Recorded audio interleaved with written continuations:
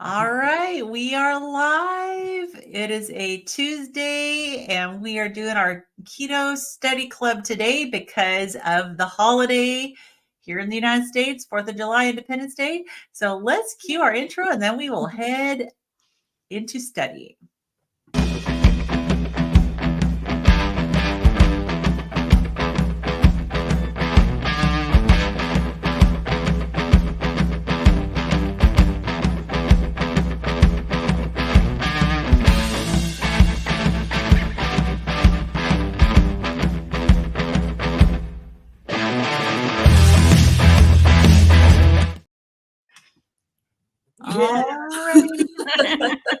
It's so groovy. That's my little nerd dance. Awesome.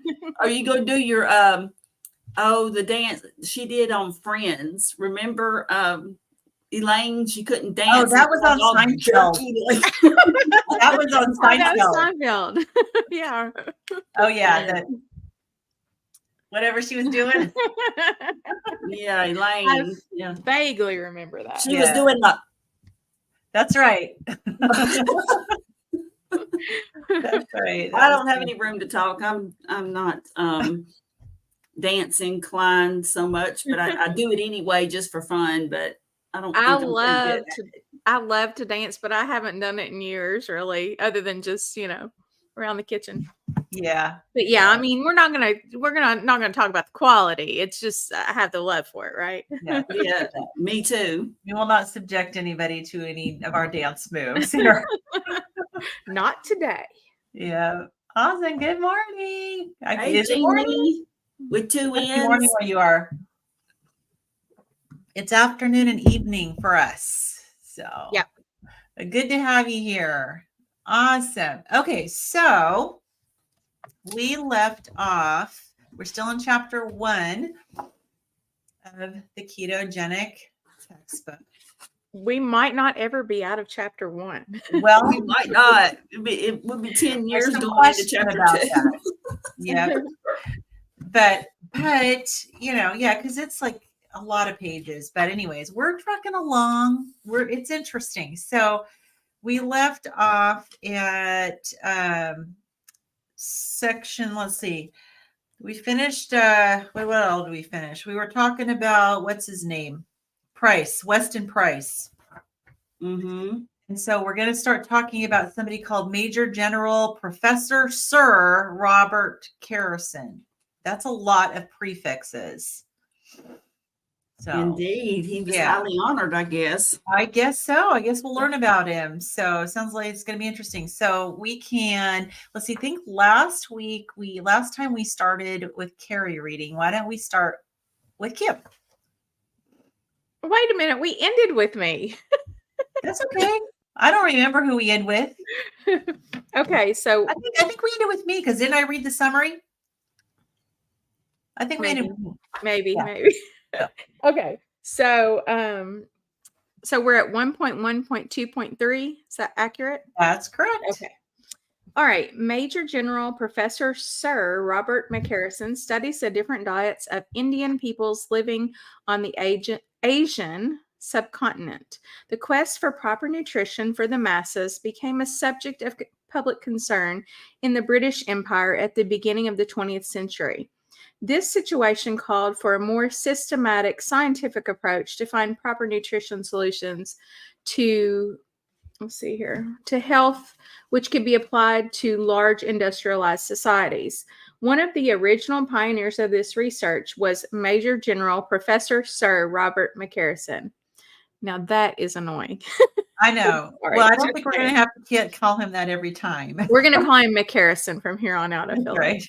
Okay, McCarrison was the first scientist to study the effects of nutritionally deficient diets, establishing how particular nutritional deficiencies caused specific medical conditions, including goiter, cretinism, and beriberi. On the advice of 1932 Nobel laureate Sir Charles Sherrington, McCarrison accepted the position of Director of Nutritional Research at Coonoor in Tamil Nadu, India. There, as Sherrington had suggested, He set about investigating the dietary patterns of the different Indian communities across the Asian subcontinent. Subsequently, in the prestigious Cantor lectures, McCarrison reviewed the findings from his early work. His methods were simple. A large number of albino rats were fed either good or faulty diets, modeled on the diets of healthy Sikhs from the Punjab in the north and the less healthy madrasas from the south. During this research, none of the thousands of stock control albino rats fed the good Sikhs diet ever became ill. From the experiments on several thousand deficiently fed rats, McCarrison provided a detailed list of some 80 ailments, all recognized in humans, that were found at autopsy in animals eating the deficient diet. The ailments affected most bodily organs, namely skin, eye, ears, nose, lung, alimentary tract, urinary tract, reproductive system, blood, lymph, endocrine glands, heart, and the nervous system. McCarrison also identified a deleterious influence of a faulty diet on mental function. In one experiment, he tested the diet of the poorer classes in England that consumed mainly white bread, margarine, oversweetened tea with a little milk, cabbage, and tinned meat and tinned jam. The experimental rats, he wrote, were nervous and apt to bite the attendants. They lived unhappily together, and by the 16th day of the experiment, they began to kill and eat the weaker ones amongst them. Oh. Yeah. When they had disposed of 3 in this way, I was compelled to segregate the remainder. McCarrison wished to determine if these different dietary patterns might explain the different body shapes, physical abilities, and disease patterns in the different ethnic groupings in India.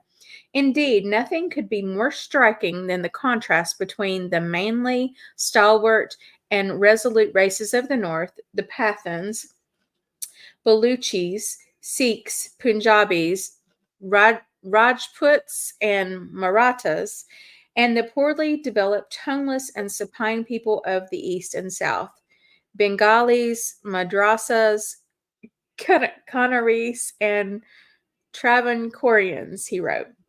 McCarrison noted that the Pathans were meat eaters, whereas the Bengalis, Madrasas, and Kanaris were, for the most part, vegetarian.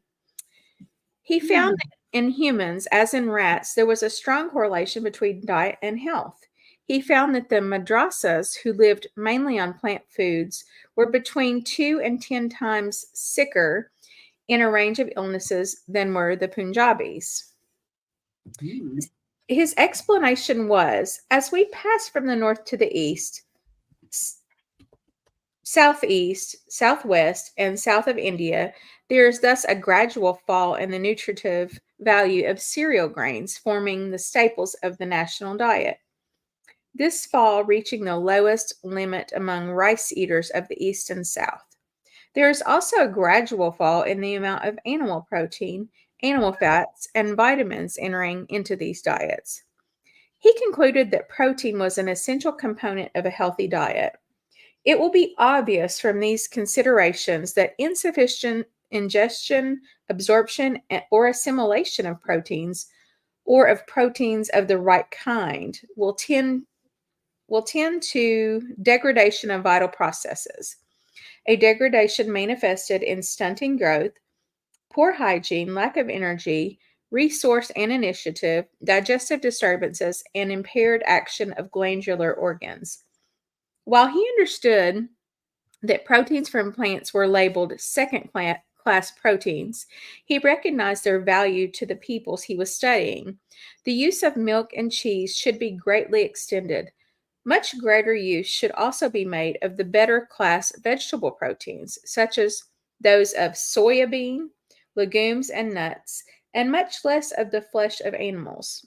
Apart from every other consideration, the use of meat as a main source of proteins is as uneconomical as it is unnecessary.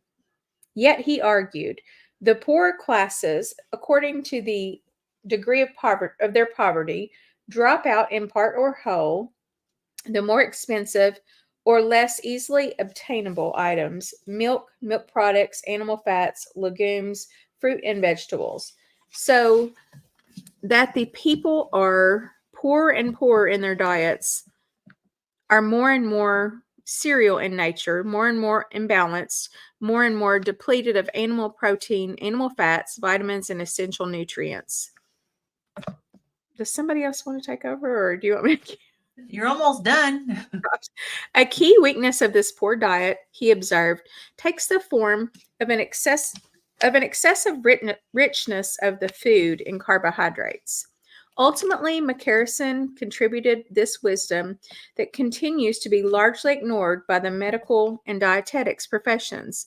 The newer knowledge of nutrition has revealed and reveals the more with every addition to it that a chief cause of physiological decay of organs and tissues of the body is faulty food, wherein deficiencies of some essentials are often combined with excess of others. It is reasonable, then, to assume that the dietetic malnutrition is a chief cause of many degenerative diseases of mankind. However, this may be, it seems clear, that a habitual use of the diet made up of natural foodstuffs in proper proportions to one another, produced on soils that are not impoverished, is an essential combination for the efficient. Wait, hold on. Yeah, is an essential. Oh my gosh, I've lost my place. Hold on. Diet made up of. Hold on. Sorry, of natural foodstuffs in proper proportion to one another and produced on soils that are not impoverished is an essential condition for the efficient exercise of the function of nutrition on which the maintenance of health depends. This, combined with the proper exercise of the body and of its adaptive functions, is mankind's main defense against degenerative diseases, a bulwark, too, against those of the infectious origin.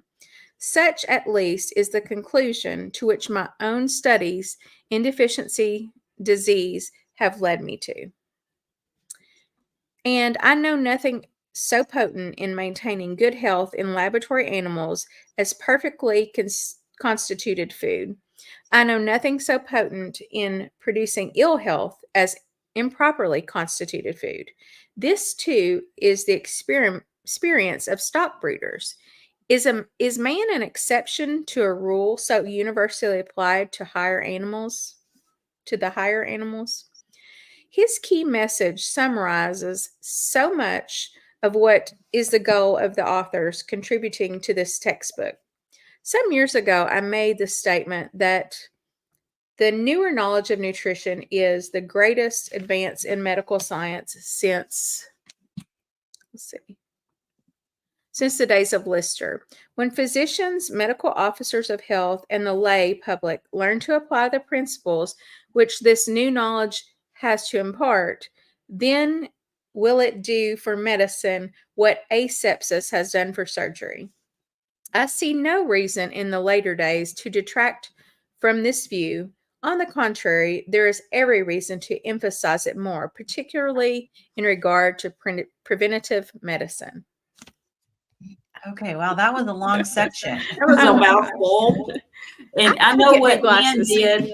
Lynn wanted Kim to read first because of all those complicated words. All the, and yeah, names. I looked ahead. Yes, She and was saw like, all those crazy names, and I went, "This is Kim." Let her do Yeah, it. she said, I'm going to get this hillbilly to read this. Oh, let's catch up on comments here. So, hey, good to see you back. Hey. Jay's here. Hey there, Jay. Jay, Good Sandra. morning. Rough night in Upland. Oh, so sorry to hear that. Oh, Kim, man. you need coffee. Okay. Yeah, then she'll be up all night. Love No, it. you know Yeah, what it's- I need? I need new glasses because these Oh. are supposed to be, a little bit of a bifocal, but they're not quite bifocal enough. Okay. I rarely have to read like this. That is true. So it's interesting that he was talking about, he'd been emphasizing the importance of the soil, which we know is a problem. And with getting proper, good, food, because he said it has to be produced on soils that are not impoverished, which I don't know. I heard is it something like 70+% of our soil now is depleted. I don't remember. So I've heard 70, I've heard 90. I've heard various numbers, but they're all too high in my opinion. I can't remember. Yeah, but it's I remember hearing that, but I was thinking it was 70, but I'm not positive. Yeah, I don't know if any of you watch and know. Let us know. But it's now I'm assuming they use rats for their experiments because rats will pretty much out in nature they'll eat anything. I guess they can eat meat. They can eat, they eat whatever, they're scavengers, right? So they'll eat whatever they can find. So I don't know. What is the proper rat diet? I mean, you can learn a lot from rats. I mean, I know a lot of preliminary experiments are always done with rats, but then, there's just a part of me, it's like they're rats, they're not people. So a part of me is like, how much should we really, because if we deviate, I mean, I wonder how much of that stuff that are things that those particular rats never really ate. It's kind of like the rabbit study where they fed them a bunch of saturated fat so that their arteries would clog up with cholesterol, because rabbits don't eat that stuff. So naturally that happens. So that's just something that kind of went through my mind when I was hearing this. And I mean, I'm gonna look up species appropriate rat diet and see what a lot of people are rats. See what I can find out. Yes, Jeannie, they are. A lot of people are rats. True. But you think about it, I guess. I mean, rats. When I think of rats, I think of Charlotte's Web. Did you guys ever watch Charlotte's Web, like the cartoon of the rat? Years ago. Yes, that was eating everything. When they went to that fair, and the rat was going absolute crazy, and would eat everything. But I don't know, is that really the case for rats? Will they eat anything, or are they a lot pickier? Right, and that's kind of like goats. My son and his wife have goats, and people say that they will eat anything and clear out your land for you. Well, they are selective. They will only eat certain things. So they'll clear a place out or clear out an area of certain things, but then other stuff is still left overgrown because they don't eat it. So it's not true that goats will eat anything. Okay, so there's some myths surrounding, or stereotypes surrounding goats and rats and their eating habits, that they will eat. And maybe they're like people, when they don't have other things, they'll eat anything, But I just looked it up. It said protein and fat are essential for rats, but it also mentioned that they need to have fiber. Okay. So with that said, I think we should, but the fact is that when they fed them the poor human diet that the poor people were eating, they developed some pretty serious health effects from that. Like killing each other, and stop and think about what's happening nowadays. Yeah. Well, I mean, maybe they were killing each other because they were like, we need some real food, and maybe they were doing some rat cannibalism, or the lack of enough protein and fat just affected their brains. Yeah, which is probably the case. So we have table 1, 2, which, gosh darn it, I should have planned ahead and made a slide, but I didn't. But there's a table here of the diseases detected at autopsy in rats and other animals fed the faulty Indian diet. So this is the group that was fed the diet that of the poorer areas, the poorly developed, toneless, and supine people of the East and South. So they tended to eat more of a, plant-based diet. And Mike says, and they didn't even have social media. I know, my goodness. Right. So, so by system, I'll just kind of start reading. Maybe this could be my reading. Oh, look at you. And I then know, look and then at look at the next section with Carrie. 1.1.2.4. It's We'll like split a up the book next in its- section. But basically, let's see. So it goes by system first. So this is what happened to them when they ate the diet of the poorer people. So when their skin, they lost hair, they got gangrene of the feet and tail, dermatitis, ulcers, abscesses, and edema. Their eyes, they got conjunctivitis, corneal ulcerations, xerophthalmia, panophthalmic, I don't know what that is, cataracts. Their ears, they got basically ear infections and pus in the middle ear. Nose, they got rhinitis, sinusitis, lungs and respiratory system, a whole slew of things. I'm not going to go through everything here, but every single system, the GI tract, they put dental disease in the GI tract, but I know that your teeth definitely affects your gut for sure.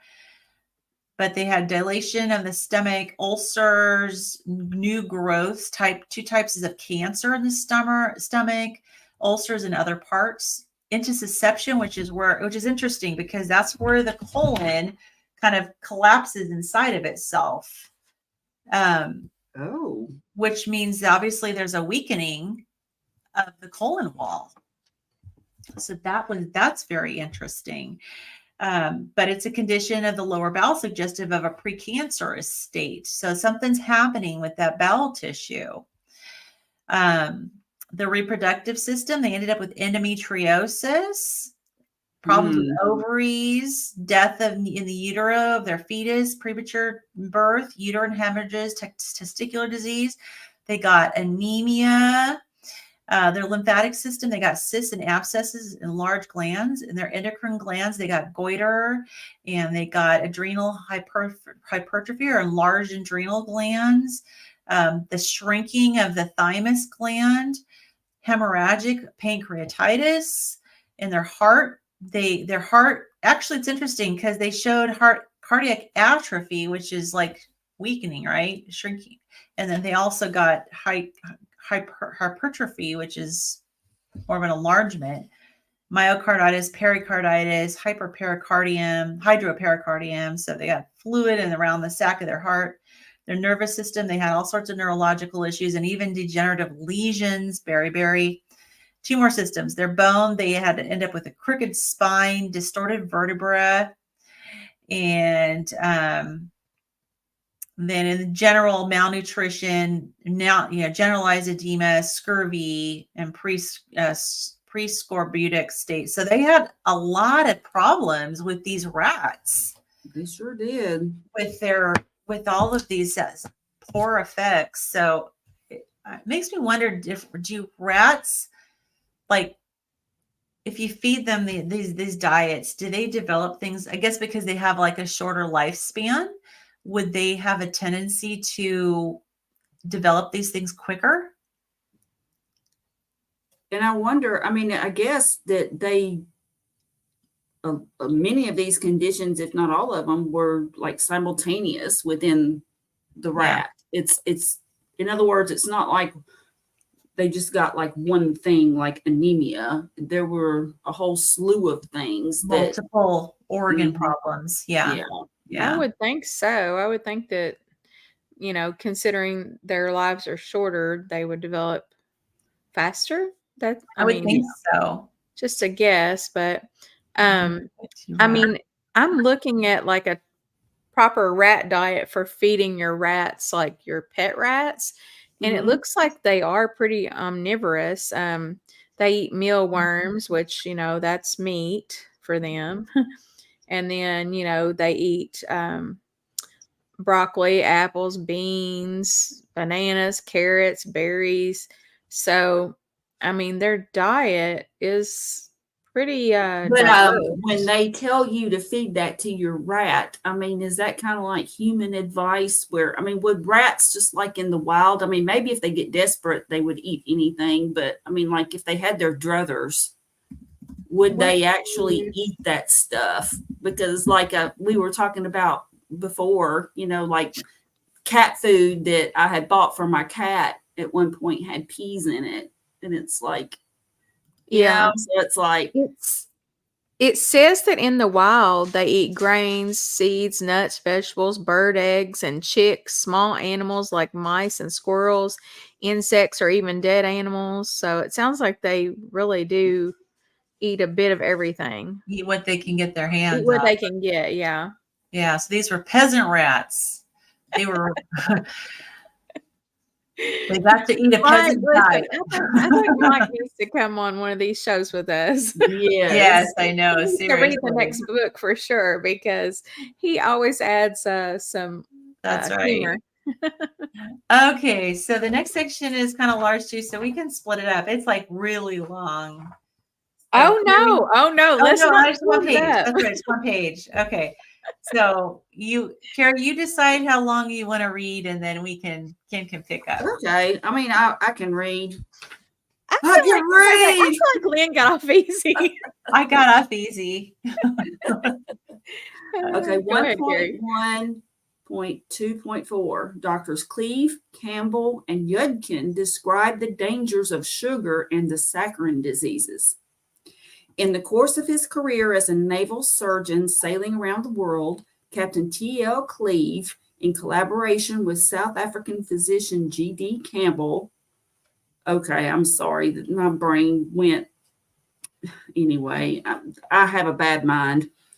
Formulated the hypothesis that a variety of medical conditions, including dental caries and associated periodontal disease, peptic ulcers, obesity, diabetes, colonic stasis, and its complications of varicose veins and hemorrhoids, heart attack, coronary thrombosis, and certain gut infections are caused by diets high in sugar and refined carbohydrates and should therefore be termed the saccharine diseases. As a result, in any disease in man due to alterations in his food from the natural state, the refined carbohydrates, both on account of the magnitude and the recentness of the alterations, are always the foods most likely to be at fault and not the fats. Cleve and Campbell built their hypothesis on evidence that global sugar consumption began to increase exponentially after 1850, increasing fivefold within the next century, reaching 110 pounds per individual per year in the United Kingdom by 1950. They next compared the health and diets of Indians living in India with those in South Africa. Despite eating less carbohydrate and more protein and fat, South African Indians had a much higher rates of type 2 diabetes, which Cleve and Campbell concluded must be due to the roughly 10 times greater consumption of sugar, 110 versus 12 pounds, by Indians living in South Africa. Wow. Next, they showed that urbanized Zulu-speaking South Africans in Durban, who also ate more sugar than their rural compatriots, developed high rates of type 2 diabetes after living in the city for over 20 or more years. This became known as the rule of 20 years, as it takes 20 years of exposure to a high sugar diet before type 2 diabetes develops. Cleve and Campbell also noted that until the disastrous rinderpest of 70 years ago, the Zulus of South Africa had been predominantly meat eaters, so that they wondered if the more carnivorous peoples of the world are more vulnerable to the diabetogenic effects of the consumption of refined carbohydrates than are the more vegetarian peoples, or are they less vulnerable? The studies of O'Day and her colleagues support this interpretation, as they clearly establish that Australian Aborigines are insulin resistant even when eating their traditionally very low carbohydrate diet. Perhaps this can be generalized to all populations that traditionally ate carnivorous diets. Cleve and Campbell next presented evidence that type 2 diabetes is more common in countries that eat more sugar. Like Weston Price, they argued that the rising incidence of type 2 diabetes in American Indians, the Inuit, the Icelanders, the Black Jews who moved to Israel from Yemen, and the Pacific Islanders coincided with the adoption of the high sugar Western diet. Interestingly, Cleve and Campbell understood that obesity is not due to diabetes, nor diabetes to obesity, but both arise from a common cause. The evidence is now clear that they are correct. Insulin resistance is the underlying condition that is present before the development of either obesity or type 2 diabetes. Can I interrupt for a second? Yeah. So he was talking about how they were questioning whether or not the people who are their normal diet is more carnivore tend to be more vulnerable to diabetic effects when they consume refined carbohydrates. And that was a question they were asking, but it kind of made me think of, remember when we went through table 1.1 and we had that discussion about insulin resistance, and we were not sure how to interpret it. And you brought that up because it says kind of our carnivores have a natural state of insulin resistance. And we were talking about that. Yeah. That was like on session 2 sessions ago. And this is we kind of thought, I thought that your explanation sounded, reasonable. And this kind of brings me back to that they were looking at people who traditionally ate carnivore, that they became more easily, did they become more easily insulin, sensitive or resistant when they started eating carbs than people who grew up on vegetables. So I don't know. I couldn't tell. Did they actually answer that question, or is that question still kind of hanging out there? I think it's hanging out there right now. Yeah. Because I didn't really see anything that would give an answer to that. And then they went on talking about obesity and diabetes. So yeah. Do you see something, Lynn, that you thought gave an answer? I didn't, but I went ahead and wrote table 1.1 next to this paragraph because I just want to keep it in mind that was possibly related to what we read there, is at least that they were thinking that. Mm-hmm. Hopefully we'll get the answer, but at least they were thinking about that. Yeah. Although it does say that they support the studies of O'Day and colleagues support this interpretation. So he doesn't go into it tremendously, but he does allude that there were other studies that kind of confirmed it. But here's the thing. Could have been, but not that we could generalize it to everybody.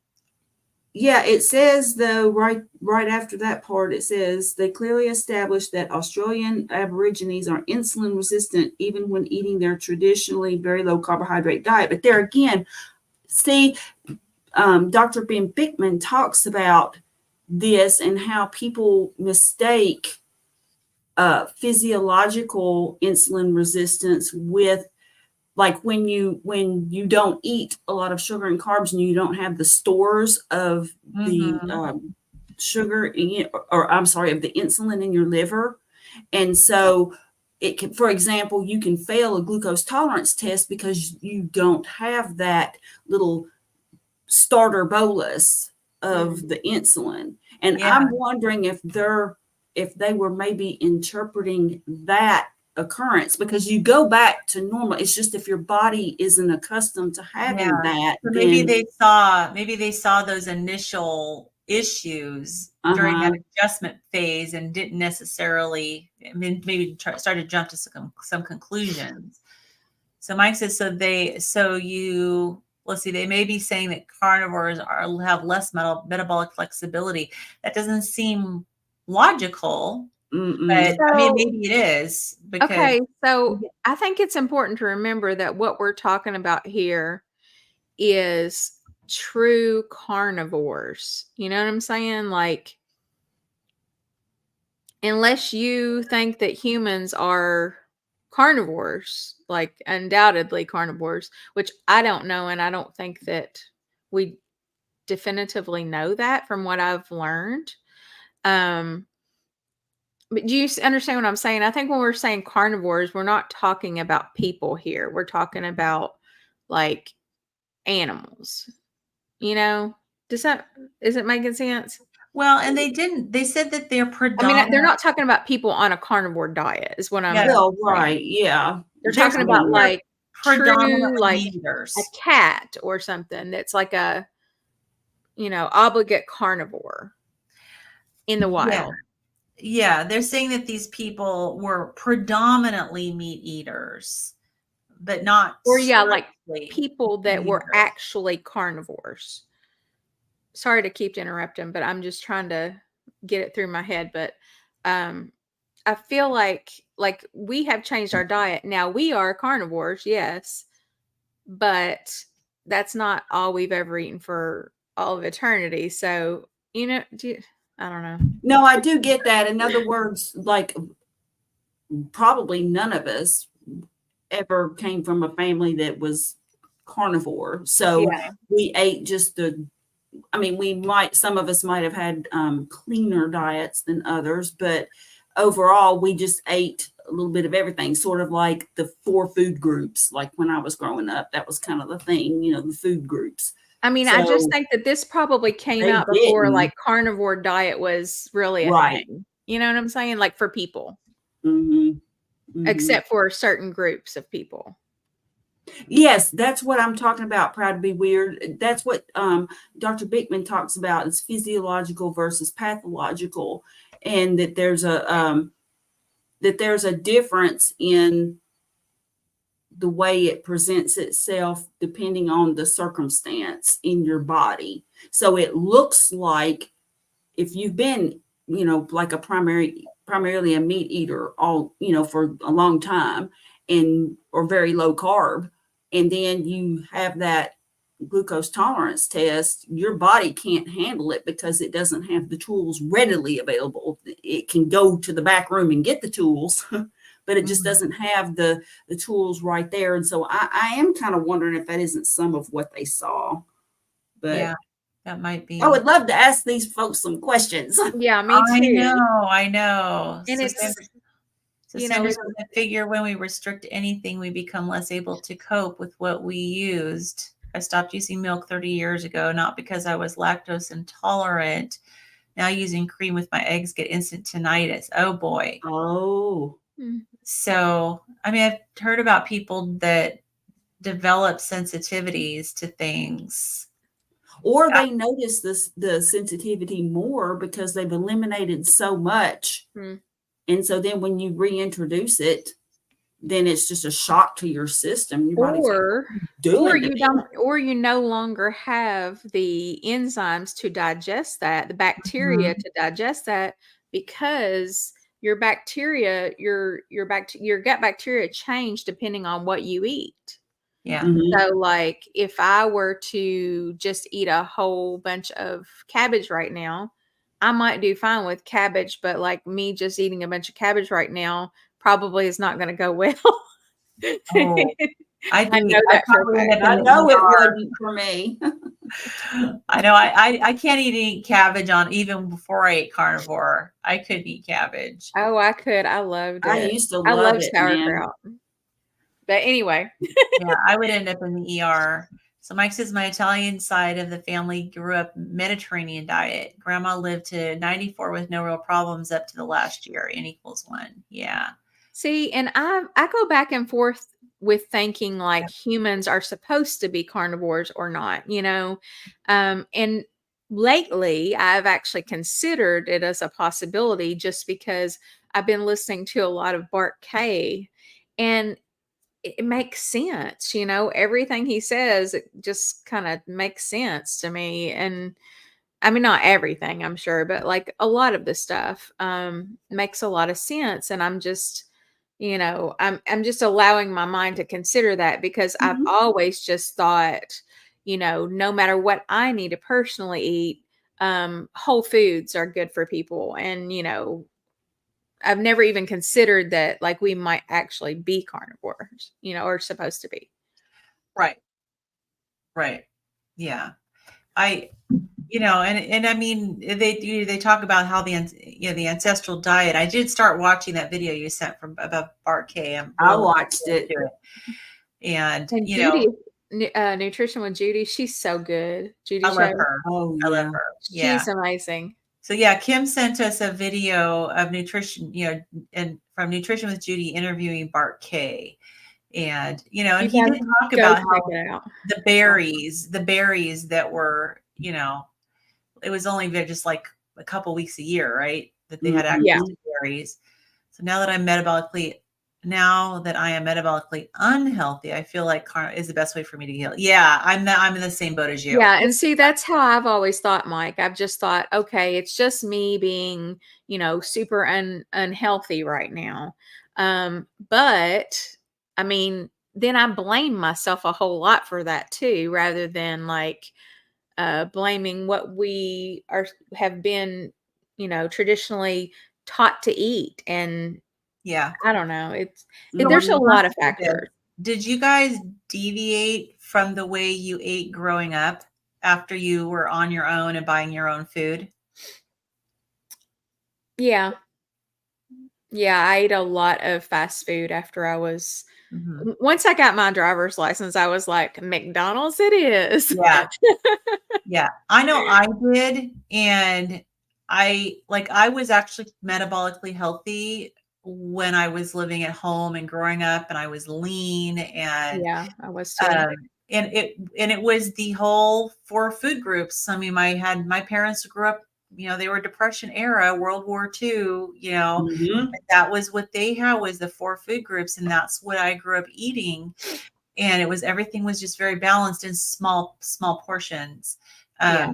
And no snacks. I mean, we didn't Oh snack. no So snacks. I Yeah. wonder, just like Mike's grandmother that grew up eating the Mediterranean diet and did fine her whole life, like if I had never deviated and had continued to eat the way my mom fed me, would I have ended up with health problems? I think that I would have done a lot better because, when you start eating fast food, your body craves that.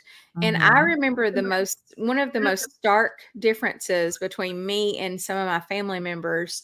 I was in my mid 20s and we went on vacation. I went on vacation with my aunt and my cousin. They're from a smaller town that doesn't have any fast food restaurants. Okay. So they don't crave that type of food because they just don't really eat it that often. It's kind of a novelty, I guess.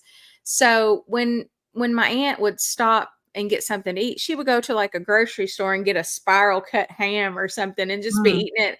And I'm like, I want some food. Like, let's stop somewhere. So we would have to stop at like Burger King and get me, one of the big chicken sandwiches or something. And I just remember thinking, wow, how weird is that like what we crave to eat is so different. Yeah. I just couldn't imagine somebody not wanting fast food, but that was what I had really, gotten the habit of eating living in a bigger city. Yeah. So, Yeah, Makes absolutely. sense. So, yeah, interesting. So, yeah, this is it's very complex. It's not just a yeah. cut and dry thing. I think that when metabolically healthy people can probably live off of more than just one type of diet, but I do think that the meat-based diet should be the meat and the fat should be the primary, in particular the fat, Yeah. Mhm. and make sure you're getting enough of the animal fat in your diet. And then the whole Randall cycle thing, it was Uh-huh. never really a reality for me until I watched the Bart K video Oh, I today. haven't gotten there yet, but And then I was just like, wow. He did an incredible job He explaining that. did. And also it was more beneficial for me because this is not the first time I've heard this. So I took biochemistry a few years ago, probably about 4 years ago, when I got my bachelor's degree in nursing finally after 20 years, right? And I loved biochemistry. I never thought I would like it, but I really loved it. But he just went over everything that I had already learned 4 years ago. So it was just reinforcing it and putting it in this perspective. I mean, it makes total sense. Like, Mhm. it makes total sense to me. And I think now I know which direction I need to head with my diet. Like, now I know that it is important that I cut out the fruit, even if it's just a little bit, if I want to get out of this insulin resistant state that I'm in. Yeah. Yeah. You guys have got to go see it. I wish I had the Mhm. link. I would post it in here, but You know what? After we're done, we could all post it in the description okay. on our channel so that people can go take a listen to it. And one Okay. more comment, and then we'll pick up with the reading again. I wonder also how much being iodine deficient played into my metabolic health decline, because I stopped using iodized salt about 30 years ago. I just recently read Dr. Brownstein's book on iodine, and he kind of said that the iodized salt didn't really do a whole lot as far as iodine in our diets. Like But it was better than nothing. Like it was better than barely nothing. enough to keep us from getting goiters, It They was say basically. it enough. Yeah, it was evaporates. A lot enough. of the iodine evaporates in the store. Yes, and it was enough to keep us from getting goiter with the iodized salt, but it wasn't enough to meet our cells' needs, because it's not just our thyroid that needs the iodine, it's our whole body. Yeah. And so the amount, the RDA is just enough to keep us from getting goiter and not Mhm. enough to nourish us, which is typical of all of our RDA, right? Yeah. Yeah, Okay. exactly. All right. Sorry, that was a big interruption, but I really No, but wanted that was a to good bring that Yeah, interruption. yeah. point up. Yeah, Yeah. so feel free to interrupt. I'll go ahead and keep reading because the new section starts on the next page. So Okay. this isn't that much more to do. And just stop me again if you have a good point to make or whatever. So okay. Cleve and Campbell's description of the saccharine diseases received strong support from Professor John Yudkin during his career as professor of nutrition and dietetics at the University of London from 1954 to 1971. Yudkin also argued that the diet of early man contained little carbohydrate. With the discovery of agriculture, the amount of carbohydrate increased and the amounts of protein and fat decreased. Increasing prosperity, both between countries and within a country, leads to an increasing proportion of sugar being bought in manufactured foods rather than as a household sugar. It is suggested that the effect of this is that wealthier countries and the wealthier section of a national population tend to have a higher intake of calories from the accompanying flour, chocolate, fat, and other ingredients of these manufactured foods. One of the effects of this contribution of calories from sugar-containing foods is to reduce the consumption of nutritionally desirable foods such as fruit and meat. In the wealthier countries, there is evidence that sugar and sugar-containing foods contribute to several diseases, including obesity, dental caries, there that is again, diabetes mellitus, and myocardial infarction. The known association of the prevalence of diabetes and of myocardial infarction with the level of fat intake is fortuitous and secondary. It is more likely that the primary association is with levels of sugar intake, which I have shown are in turn closely related to levels of fat intake. For suggesting this hypothesis and for devoting the latter part of his scientific career to the study of the medical consequences of this increased sugar consumption, Yudkin was demonized and ultimately excommunicated from the research community, losing his academic position and his status as a researcher, including all his funding. He was never under any doubt that the sugar industry directed his excommunication. It is difficult to avoid the conclusion that this is the result of the vigorous, continuing, and expanding activities of the sugar industry. And of course, we've been exposed to that information more than once in our prior books. And it's such a shame. I mean, because at the very least, there could have at least been dialogue, discussion. You so you shut them up because you don't like what they're saying, or it goes against what you. Yeah. It's crazy how much that seems to have happened in history in the scientific community. You know, it's like, if you don't go along with what we say, then we're just going to shut you down. You'll never work again, you know? That's kind Yeah, of you'll scary. never work in this town. Yeah. And it was the truth. Well, That's it's really interesting that he's talking about, this is from 1954 to 1971,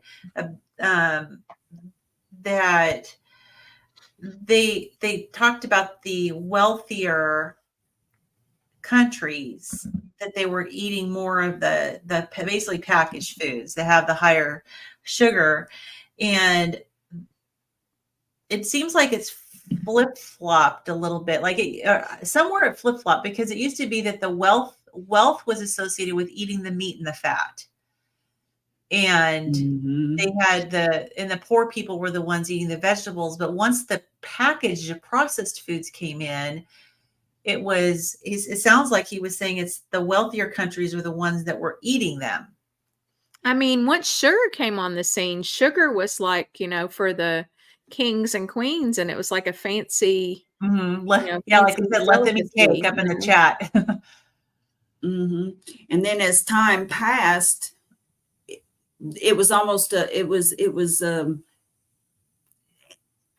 see what you're saying. So like the kings and queens and, like, you know, the people of an upper status ate that stuff initially, but then it became more widespread and more trade. And I think what they're saying is, like, as the countries got wealthier and more people could afford Mhm. that stuff, then they started eating more of it. I mean, I remember in Laura Ingalls' book, for example, that she was embarrassed when Nellie Olson came to her house, because she had been to Nellie's house before. Nellie's parents owned this general store, and Right. they had store-bought sugar, the white sugar, whereas at Laura's house they had the brown sugar that they had made, you know, themselves. And so it was at that point, sugar was, that's a clue anyway, that to me, that Yeah. sugar was like a status symbol, sort of like today, if you had the brand new iPhone or something, or, it was Yeah. just, it was a status thing. And, you had the nice, sugar bowl with, with all that It pure was white pretty. goodness It in didn't it. look like dirt. Yeah. Yeah. Yeah, good point. Interesting. Yeah, and the corruption dates back quite a ways for sure when it comes to industry trying to push their agenda. So, all right, Kim, you can read as much of this or little of this next section as you want. Okay. Dr. Walter Yellowlees describes the changes in the health of a rural Scottish farming community in less than 40 years between 1948 and 1981. Dr. Walter Yellowlees graduated from medicine from Edinburgh University in 1941. He served with the Royal Army Medical Corps during the latter years of World War II, winning the Military Cross for outstanding bravery, for tending the wounded under heavy fire, and for being the last to leave the battlefield.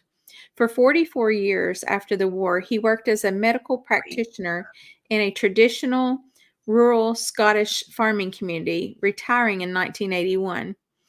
In 1993, he wrote his autobiography to record the precipitous deterioration in the health of the community he had served and observed.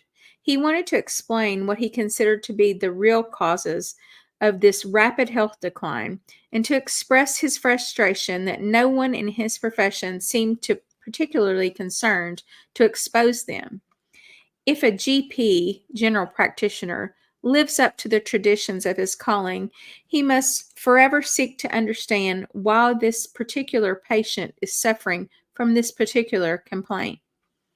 That tradition of his calling meant that in Yellowlee's world, archetypal Yeah, I think that's right. GP is honor bound to take a much wider view, which encompasses not only the patient's disease, but also his way of life, food, relationships, and environment.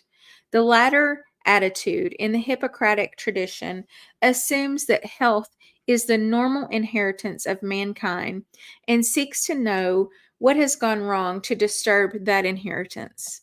Or the doctor can view the patient's illness as an unfortunate happening, a haphazard quirk of fate. And Yes, and that's how it is now.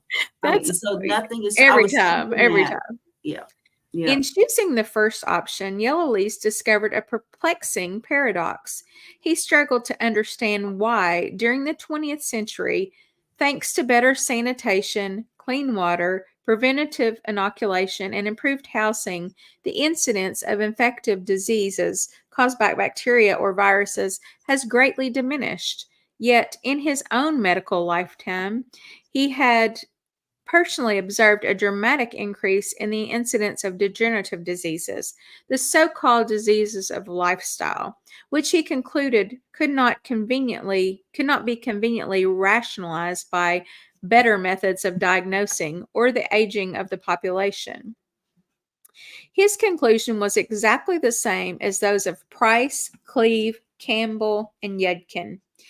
It was that this alarming deterioration was a result of a change in diet, as sugar, refined flour, and processed foods had replaced the traditional foods on which his people had lived for centuries. Food and drink, highly processed and degraded by a multitude of additives, consumed by an ever expanding urban based population, inevitably brings a heavy load of degenerative disease. In Scotland, especially, refined sugar and constipating white flour. That's what he said, y'all. That's funny. That is, You did say I that. vouch, In, that's words in there. in Scotland, especially, refined sugar and constipating white flour are still consumed in huge quantities. Obesity and diabetes are rife. The overall incidence of cancer increases. Yellowlees, like probably all of the authors of this textbook, could not understand why something so obvious to him was apparently beyond the understanding of almost all of his medical colleagues. Yeah. Something I wonder every day. I do Anyway, too. but he suggested that there were probably three reasons for the wilderness of confusion about the true causes of the rapidly increasing ill health he encountered in rural Scotland.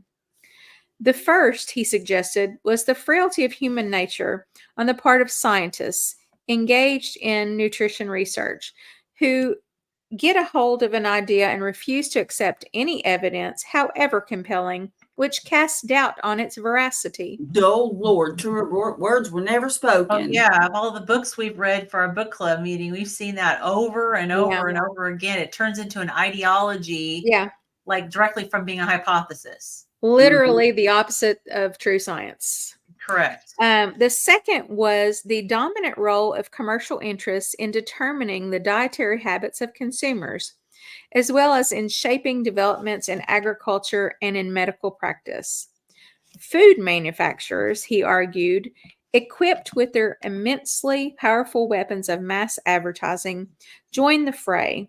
They do so either openly to the consumer or through more subtle approach to doctors and dietitians by financing research, publications, or conferences. As to the third reason, Yellowlees suggested that the medical profession had capitulated the face of these commercial forces. Doctors, he argued, are meant to be scientists, and science is supposed to reveal the truths of the material world. Instead, they had forsaken Christian values and become too scared to be deemed either judgmental or moralizing. The result he considered was this: the third and daunting part of my wilderness is the spiritual darkness which, in the second half of this century, has cast a deepening shadow over all our affairs. By darkness, I mean the loss of loyalty, honesty, integrity, and decency, without which human transactions revert to the violence and humanity of the beast. These sad trends follow the retreat of Christianity and the rise of humanist false prophets who preach the supremacy not of God, but of human reason. They seek to rule the world not by God-given wisdom, but by the power of money. Finally, he asked, are doctors to remain silent when they believe the truth is being perverted? His final conclusion sounds as if it came directly from Sir Robert McCarrison. Human health depends above all on sound nutrition. Sound nutrition means growing food and using it in accordance with nature's laws. All of food made unnatural by industrial processing. The commonest are refined sugar, refined flour, and certain processed vegetable oils. I know of no research that refutes this simple concept. Yeah, so basically greed set in because there were too many financial incentives. And sometimes too, I wonder with doctors if they're so busy that they don't have time to open their eyes and pay attention and think, objectively about their patients, because it's just like boom, boom, boom, one patient right after the other. And that reminds me of the interview I watched. Let's see, it was Casey Means. We're going to be reading her book, and I watched an interview that was, I think it was like the metabolic something was the channel. But anyway, she was talking about this very subject. And of course, that was a huge reason why she got into, what she was, from being in medical school and being this specialist and ENT, and then, doing the surgeries and going from that to, to researching just, what happens with the human body and why we get ill and what actually truly causes it and all of that. And she was talking about that, and that's a really good interview too. That's I think the second interview that I'd seen of her, but I believe these doctors, they struggle because they're stuck in this system, and you either get out or you just sometimes have to put blinders on, because even if you know better, if the doctor knows better, there are consequences by licensing boards and, standard of care, all these things that they have to follow. And it's really sad. And I know I've said this before, but but so apparently this has just been true for quite a long time. And I think that's why they're talking about how basically the doctor's moral compass has shifted, that all of the integrity and the truth and the honesty and everything that used to be part of the profession, it kind of, the moral compass kind of starts shifting a little bit. Been beaten out of them. Yeah, I don't think that it just is a sudden 180. Right. I think they can't win for losing, honestly. They are forced by these guidelines and by these standards that they're given.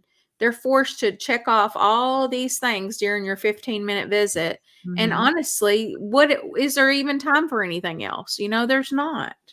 They're fighting a losing battle, and I feel sorry for them, because I know, I don't know any doctor that went to school just to get rich, because there's other ways of getting rich, but and they have a ton of debt. That's for sure. They sure do. But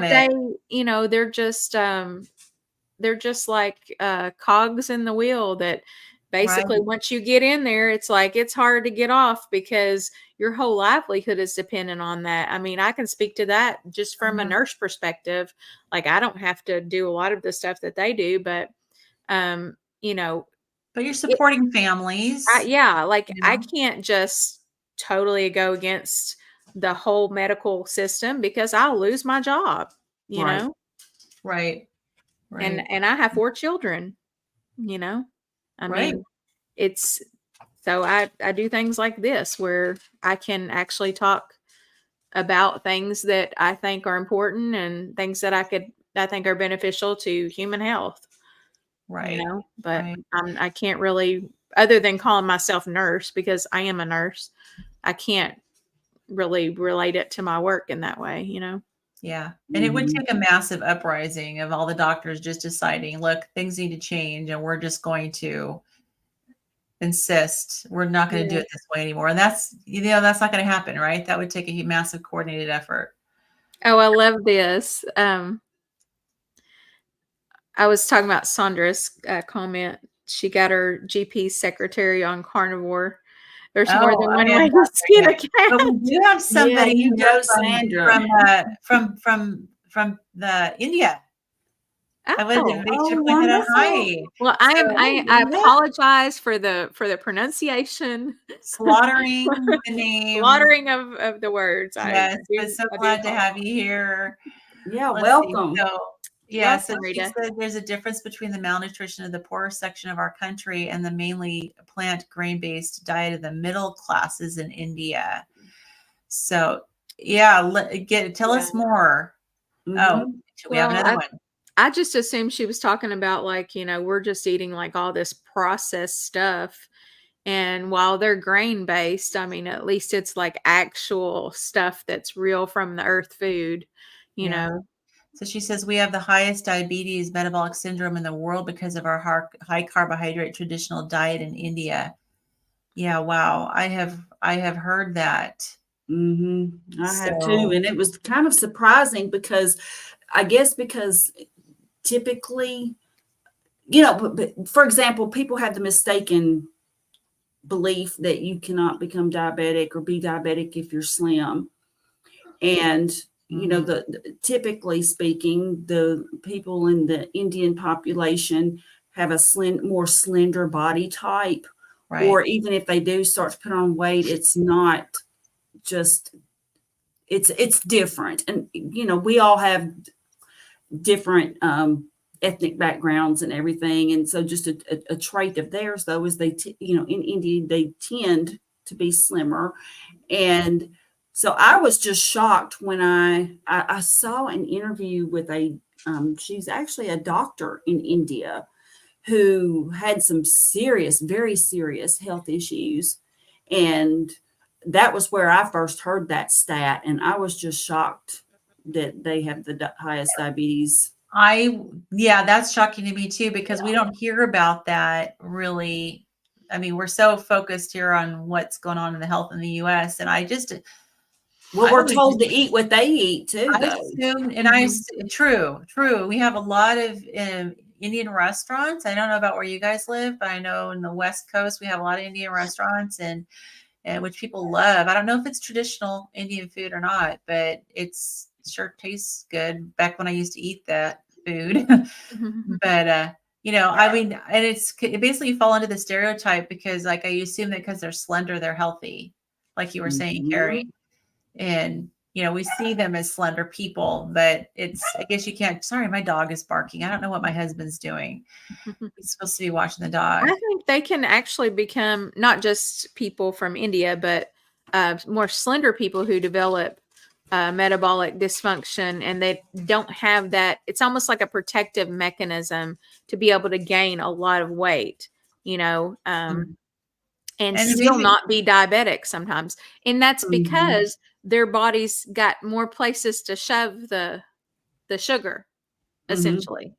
hmm, And it's shoving, it's cramming, the cars, the rail cars. yeah.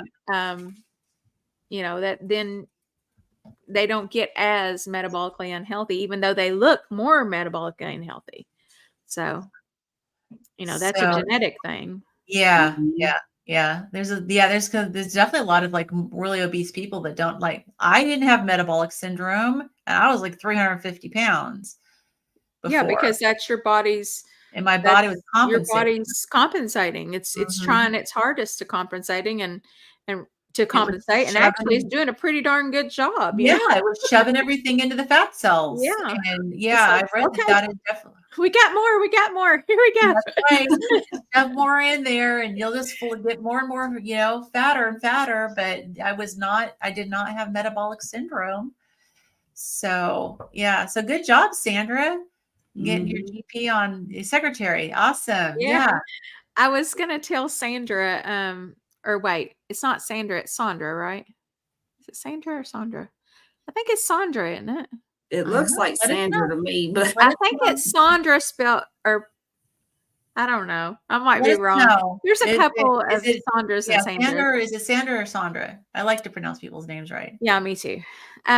But anyway, what I was going to say is when I was at my dentist's office the last time, I actually talked to not only the secretary about carnivore, but I talked to my hygienist about carnivore, and they were both really like excited about, talking to me about it and stuff. And I gave them my YouTube channel too. So who knows? They might be Same watching it here. now. I was just If they are, I've been using my water flosser on a regular basis. Oh, and Yes, you be a remind good me, girl. I gotta use mine. Oh, yeah. Okay. Sandra. Sandra is One Hope for All. That's right. Sorry, Sandra. Okay, Sandra.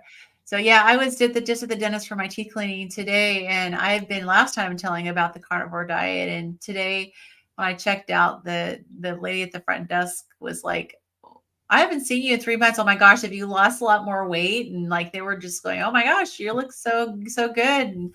And so that felt good. Yeah. And I told them about the documentary I'm working on and a children's book that I'm collaborating on too about the carnivore diet. So the Oh, dentist wow. said to let her know when we have it published and she'd buy some for their office. So that's cool.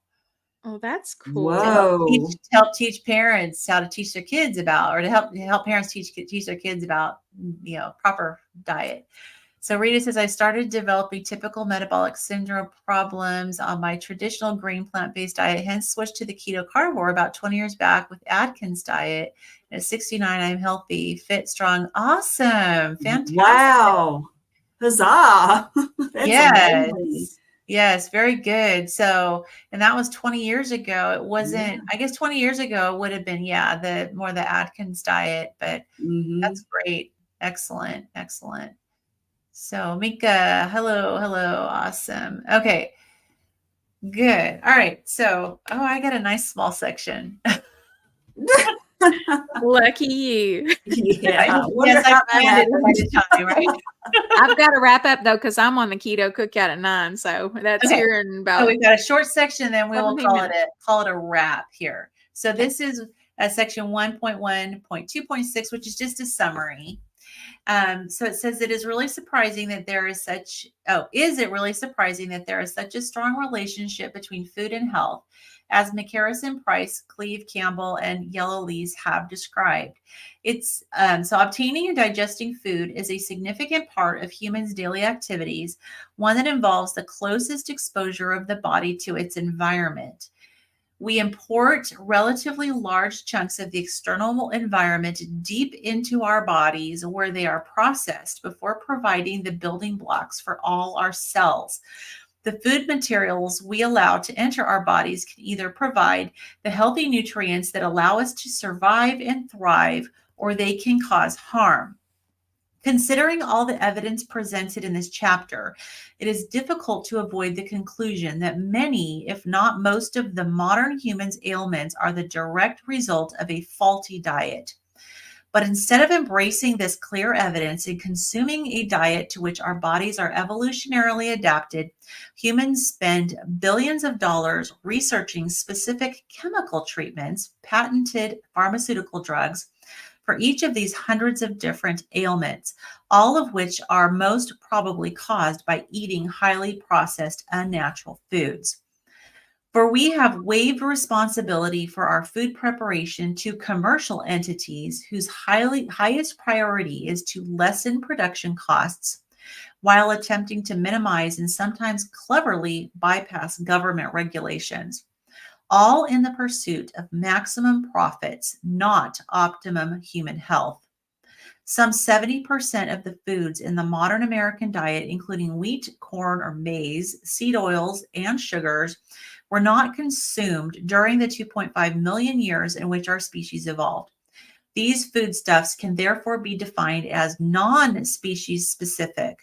That is, they are unnatural for consumption by our species. Moreover, the seed oils, soy, corn, and canola, which now provide 21% of the calories of the modern American diet, did not exist as food even 100 years ago. Sugar, which provides some 15% of calories in the current diet, became a commodity only at the beginning of the slave trade in the 1500s, with consumption already increasing eightfold from 1840 to 1895. Cleve makes the compelling point that since there is a latency period, perhaps 20 to 50 years before a dietary change can explain the subsequent epidemic of coronary heart disease beginning after the 1920s, any dietary change considered causal of that epidemic must have begun by the 1870s. The increased global consumption of sugar neatly fills that requirement. So interesting. I have something funny that I need to tell you guys. I meant to tell you before, and I'll make it really brief, but through work, they have this incentive thing. And in a weak moment, they called me. And so you can get paid basically for doing different things. Like you talk to a wellness coach, and you can about imagine where this is going. So, and the coach was sweet. She was really nice. And so she called back last Thursday, and they sent me a link so that I could take this test to find out my real age. Oh, Now, dear. at first, I was going to lie, and I thought, you know what? This data might be de-identified, and who knows, it could be used like in some kind of a study. And I'm like, I'm healthy. I have no health problems. I'm metabolically healthy. I'm of a healthy weight. You know, I'm doing great. So I'm going to tell the truth. So guess what my real age is? What? 62. 62. What? Based Yeah. on. I'm only 58. And you want to know what's making me older? That I you need eat to red get meat I every need day. to get my total cholesterol down. I need Okay. to have some fruit. I need to vary my veggies, expand my diet, eat more grains, and go easy on the red meat. And move more, right? They Oh didn't my say goodness. that part, but It's too bad before Oh that my was God. done, she didn't know your date of birth or anything, and you could have said, "Hey, before we start, why don't you guess my age?" right. Well, Yeah. she didn't see me, but I am good. Here's the thing: the questions they asked, they did that ask was an some online about thing. blood work and stuff. But one thing that they didn't ask about fasting insulin. They didn't ask about A1C. I mean, there were so many things that they didn't even ask about. And I'm going to mention it to her when she calls back the next time. I'm not going to be ugly to her, but I mean, I'm just going to kind of, maybe shed a little light. Yeah. Well, I mean, carnivore diet makes you look more youthful. I mean, I have people all the time on my channel telling me I'm looking younger and younger, and are surprised that I'm 56. So it's I have people think that me and my 39-year-old daughter are sisters. I believe it. wow. Yeah, I believe it. Well, So. guys, I hate to cut this short. yeah. Y'all can keep on if you want, but I have got to go. Okay, so next week, Thursday, back to the regular schedule, correct? Yes. Yeah. Is that right? And then that'd be 4:30 Central Time. You let us know. Yeah. Okay. 4:30 Central Time. You let us know, Kim, if anything changes for you. Okay. Yeah. Okay. All right, guys. Awesome. Well, thank you everybody Thanks for joining. coming. Thank you, everybody. Y'all come over to the keto cookout here in about 10 minutes. There you go. We'll see Oh. Kim. All right. You can watch it from